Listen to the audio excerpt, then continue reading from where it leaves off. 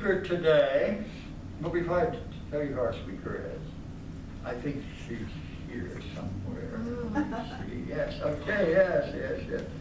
I'm going to let you know that next week the topic is colloquial language is not precise enough for spiritual enlightenment. Colloquial language is not precise enough for spiritual enlightenment. Today we are delighted, absolutely delighted to have Bonnie John with us. You know her well. I don't need to go through all the litany of things that she has accomplished and done in her life. This lady is a serious person about meditation. She devoted her whole life to meditation. And the Bruno group, which of course is another type of meditation and receiving energies. But you know, when you just have a conversation with Bonnie John, you know she's one of these ladies that walks her talk. She gets the job done. Today, I can't wait, because you know what? She said her topic is going to be something that we all need to pay a lot of attention to. Am I willing to surrender? Ooh. Let's welcome Bonnie John. Yeah.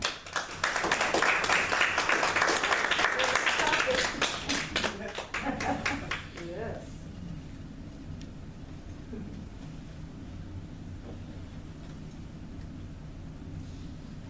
Hardly know what to say. Except that, except that I love being here, and when we first, what? Say it to the microphone, please. I hear you. You can't hear me. Nope. It's the All right. No, that doesn't help. No, oh, wait. That should be 2 inches from your mouth. How about now? Yeah, that's a little bit better, yes. Okay. We can increase the volume over this. too. Yeah. Yeah, so that you don't have to We shout. like to hear what you have to say. We don't want to miss a word. Not a word, and here's a mic volume. Now try it again. Say hello. Okay, hello. Yes. Okay, There we much better. All right, so I was just going to say that when I came in here and sat down and we began our service, just immediately there was this rush of energy that kind of comes in and goes out the top of my head. And it just reminds me that this is a very powerful place. And why is it a powerful place? Because of not only our bringing our own spiritual attunements here, desires, willingness, intentions, but they have been coming here for many, many years. Many people have come, maybe not right to this very room, but to this place and to this concept, this little home called Carmel Temple. And so there's a power here. And I have reflected recently that it's like you're listening. This is not normal, or usual, I should say. This is not usual. Mostly in the world, people are not listening. They don't want to hear really what you're saying. They're waiting for their turn to tell you what their main current problem is. So there's a listeningness here, a willingness to be present, to be available. And one thing also that occurred to me, all these wonderful readings we've had this morning and songs, especially the last one where she brought so much feeling into her singing. And sometimes we become complacent. And we wake up, I don't know what you did this morning. You probably got up and had your cup of coffee or tea or whatever, and maybe had a little something to eat, and you might have looked at your emails or turned on the news. I don't know what, everyone has something different. And came here wanting whatever was going on here or would go on here to touch you, to bring you forth, to raise you up, to connect you. And so I was just thinking, because this applies to me also, that we become complacent rather than preparing ourselves first, rather than waking up in the morning and doing our meditation and doing our own spiritual readings and being in a place where we ask for this connection. We ask for some form of light to come in us, to be awakened. And if we come here, or anywhere in our lives, but in particular here or somewhere there that we know that there's good things happening, then we're available. We're much more available. And we can hear the words. Like those readings that you did this morning it's just like, oh my gosh, this is great. Like a wake-up call. Yeah, because each word and each concept, each sentence can cause this little bing inside of me. Oh yes, and I can resonate with that, and something inside me responds, and I can agree, yes, that's what I want. Yes, that's what I want. Yes, that's what I want. And when we're in that state of yes, and yes, that's what I want, when we know what we want, and it's a good thing, hopefully, then we empower that. And that's the way in which our world will change. When we are in a place of being available to empower the way forward. Because we, as I'm sure you've heard somewhere, at least here before, are in this incredible transition time. Our world has totally changed. And while on some level we hope to return to some normalcy, we also, those who are more spiritually attuned, hope that that normalcy will jump up many more levels of connection to the divine, to put it most simply. We want our world to be loving, accepting of others and their differences in language and beliefs and ways of being in the world. We want there to be fairness. We want leadership that is spiritually connected, that has the good of the people that they lead at heart. And so we need to be thinking as part of our ongoing process, what is it that we want? What do I want personally? What do I want in my small world, my family, my friends, my work? And then, in ever greater circles, and ultimately in our planet, in our world, which has to include everybody. Absolutely. And when we are consistently being in that thought and intention, it ripples out. It's like what you were having us do, bringing the breath in and then breathing out to empower the world, to influence our world, to enliven the life around us. And we have to be the leaders of that. Each little group, the little Carmel Temple group, and the little this group and that group, all over wherever they are, there are many, many groups. And while we all don't maybe believe exactly the same thing, there's enough consistency that we can cause a connecting wave, if you will, or connecting vibration that starts this process of happening. We don't have to accept that the bad guys are in charge and they're going to do more bad guy things, you know? And I think we only have to, I'm not a biblical scholar, but I know enough to have heard of various stories of the little guys winning.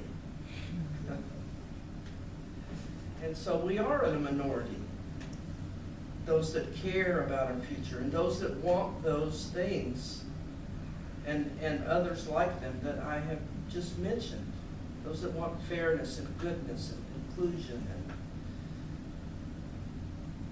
we are a minority because most people are more, they just want, I just want my little area to be okay, my state or my country, rather than all countries, all people. So, as Don mentioned, I lead the Bruno Gröning group here at Carmel Temple. We meet every 3 weeks. And some of you know pretty well what that's about. There's tons of information on the web. We have a really good website and many things you can read and movies you can watch on YouTube. But I'll read a small thing that I thought really kind of encapsulates what we're doing. Bruno Gröning said he is building a house on this earth and that all of us can already live in this house. We can allow ourselves to receive this gift of afresh every day, because he recommended that every day, twice a day, we sit and take in this divine energy for ourselves. And once we are full, once we have saturated ourselves with divine energy, then we can ask for what we wish, our loved ones, our co-workers, our neighbors that are ill and that have problems that they cannot overcome, etc. Every day we can experience protection, joy, good fortune, and blessings, even through all the trials that are given to us to help us grow, which is a wonderful way to perceive the trials that we experience. They are given to us because our soul needs that particular experience for its own growth. Yep. We don't come here to have an easy life, sit around, and watch TV and do whatever, but no challenges. If there's no challenges, there's no growth.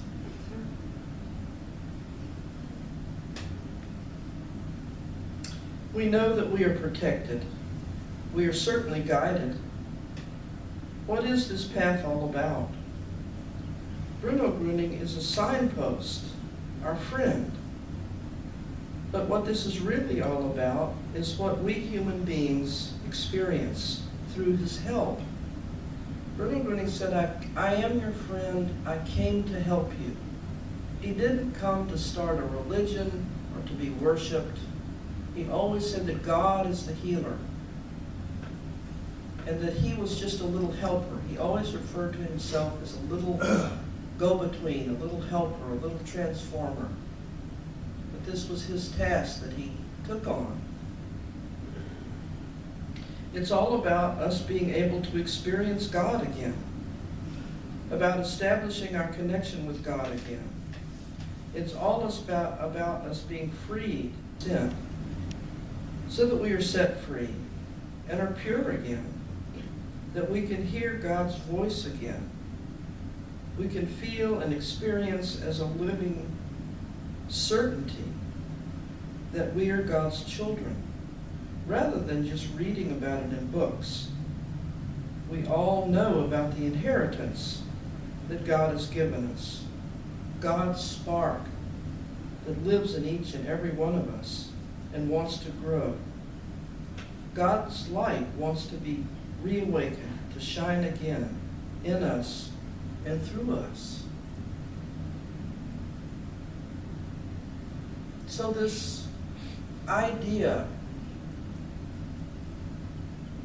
are we willing to surrender?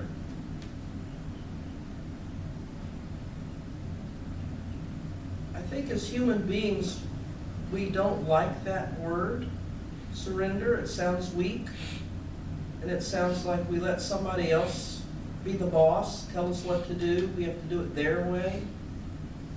But in this case, when we truly want divine direction and connection, what does that mean? It means I have to let go of my little ego idea about what I should do next, which direction I should go, what's right and wrong, and surrender to a higher power. Surrender to this divine directing force. Sometimes I get a direction, this is what you need to do, and I'm going, I'll do that.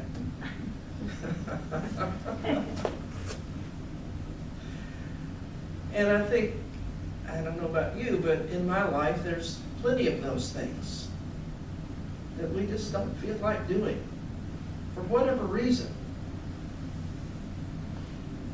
But we have to be attuned enough, taking care of our own spiritual growth, our own spiritual connection, reestablishing and reawakening that daily, putting ourselves in a place where we're receptive, where we can hear or feel, oh, that needs to be done, even if I don't want to do it.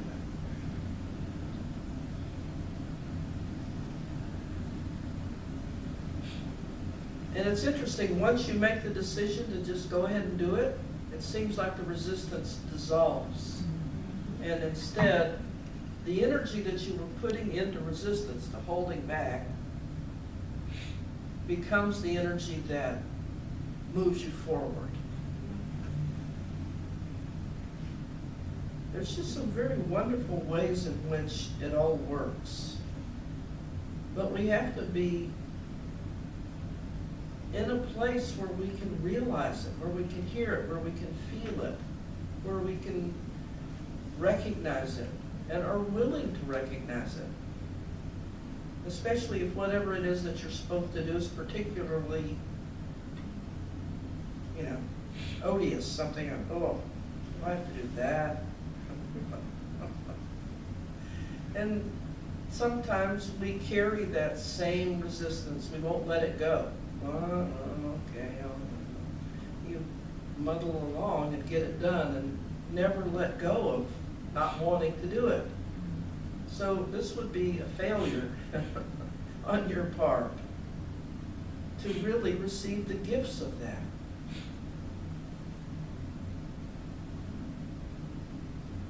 And so in particular, there's this idea of wanting the divine, wanting divine connection and direction. And so one of the things that Bruno Grüning said is, if you want the divine, you have to strive for it.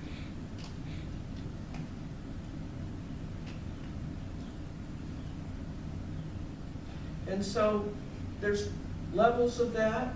Some of us think, okay, if I just meditate pretty much all the time, daily, let's say, with a few missing days, then I'm doing as much as there. If I take yoga classes, or if I, do this class here and there, or read the book.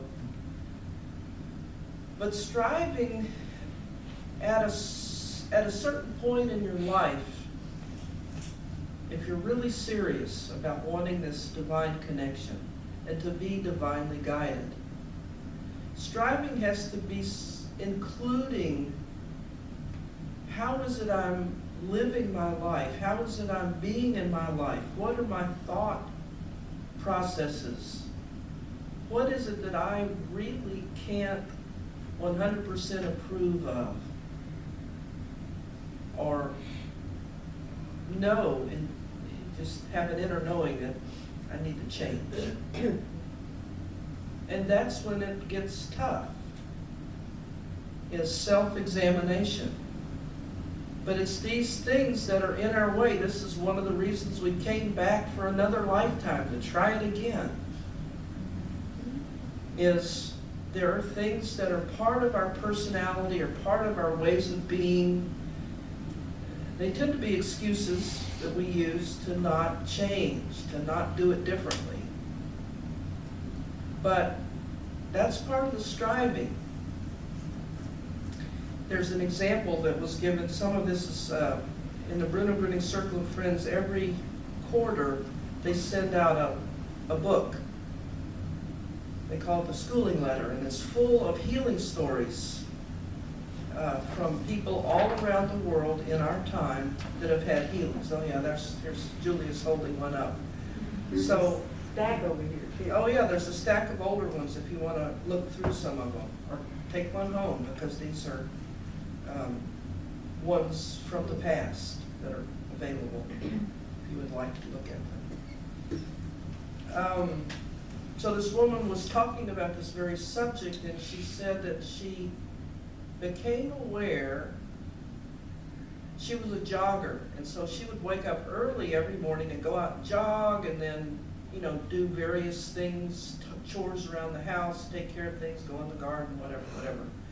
And then when her son would get up, maybe over breakfast or something, maybe her son and her husband, she would relate to them all the things that she had done, accomplished, and, you know, already.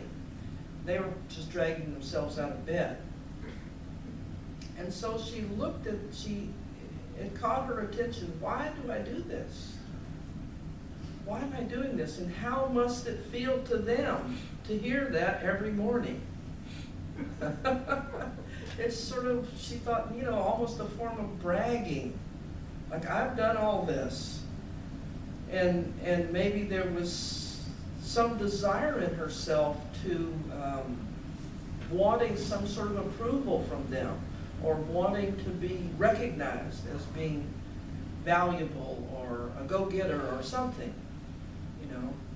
And so it led her on this path of self-inquiry of why do I feel the need to do that, and what effect is it having in my world, which may not be the effect that I want. And so for ourselves, we need to be aware of those kinds of things. When you really get serious about the spiritual path, you need to look, where are my blocks? Where am I blocking myself? Where am I not available? Because these things we've heard about this morning, the readings and the singing, there is this incredible glory available to us. There is the divine ecstasy comes to mind. You know, that's a big word. But all of this is there for us. It's designed into this system that we were given.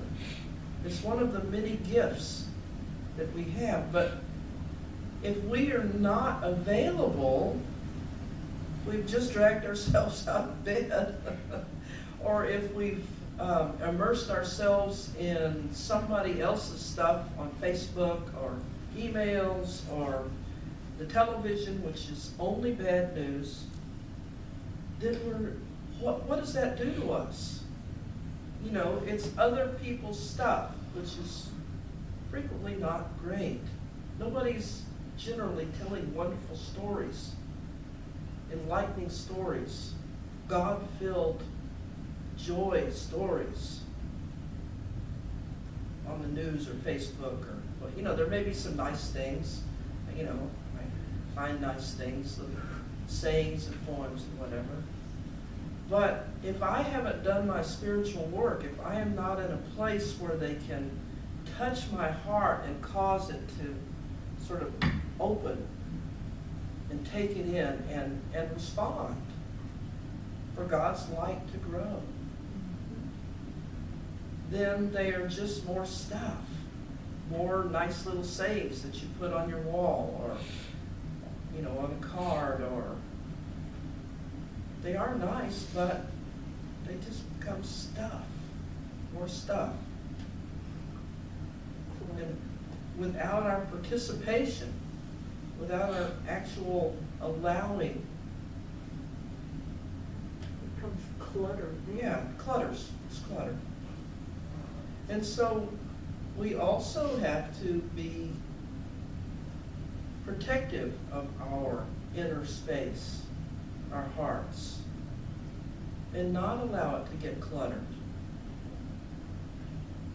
And one of the ways that we do that, as I hope most of you know, is that we spend time in meditation, and in this case, Bruno Grüning called it Einstellen, which is tuning into this divine energy. And we teach that, talk about that in our classes. It's similar, but not quite the same, because it's very specifically God-centered. And we ask for his help, and he says that he gives us his help. He is, of course, a spirit on the other side, but he came here with the purpose of reawakening this connection to the divine.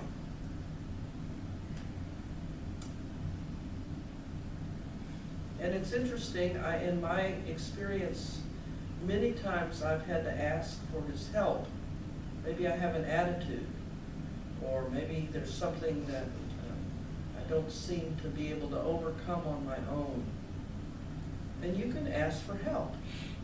And help, you don't know how that help will come. It's not necessarily just going to be instantly, it's easy. But you might have an experience. Some experience comes your way that awakens some awareness. Oh, that's how it is. Or, oh, that's what I sound like. Or, you know, something like that that makes you step back and go, oh, then I will do it differently. Then I will be more aware. Or then I will stop that particular thing, whatever it is. And ongoingly, if it's a big challenge for you, you can keep asking for help. Keep asking for help, keep asking for help. And then have your ears open and your heart open to receive it.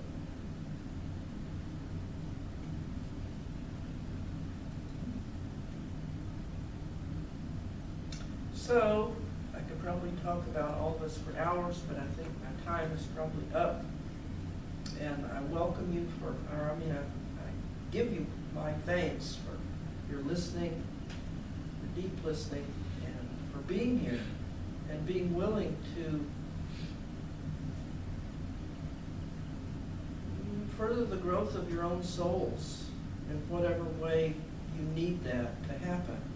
And I hope and really trust that here you hear many possible ways of helping yourself on that path through the many things that are offered here. Thank you. Thank you.